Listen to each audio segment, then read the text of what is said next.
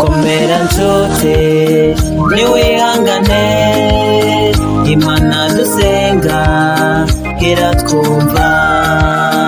Nibikomeye nibiruhije byose, Imana dusenga izakurinda. Ubwo natangiraga urugendo rw'ubuzima, nabonaga bikomeye mbona na nzira.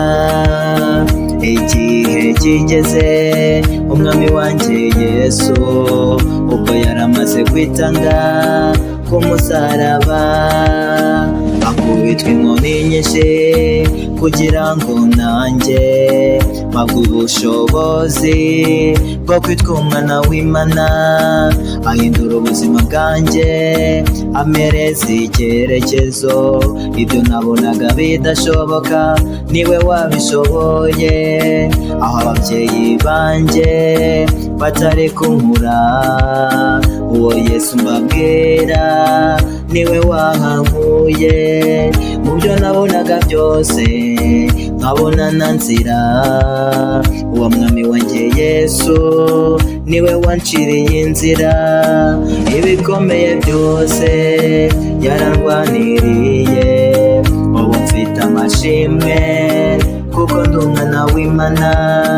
Ibyaha byanjye byose niwe wabyikoreye, ubu nanjye mfite amashimwe kuko ndi umwana w'Imana.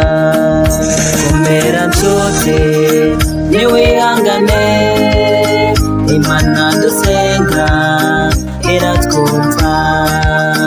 Nibikomeye nibiruhije byose, Imana dusenga izakurinda. Uko nakurwaga mu isayo y'ibyaha, umwami wanjye Yesu yampinduriye ubuzima. Ubuzima bwanjye bwose ni wowe ugenga, ubona kwiheba habe no kwiganyira. Nibaza ngo ndababone kuko mfite Yesu, ujya undwanirira mu bikomeye. Mu masomo yanjye nabonye ineza ye, mu muryango wanjye niwe uturwanirira. Mu rugendo rwa buri munsi niwe ndinda impanuka, mu burwayi bukomeye niwe umbera muganga. Igihe nari nshonje Yesu yarangaburiye, mbuze ibyo kwambara mwami ni wowe wanyambitse. Ku nyanja itukura Mose agiye gukorwa n'isoni, warahabaye uramurengera. Danyeli mu rwobo rw'intare, mwami ni wowe wamurengeye.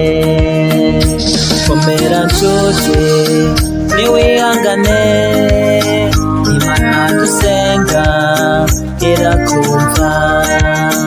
Nibikomeye nibiruhije byose, Imana dusenga izakurinda.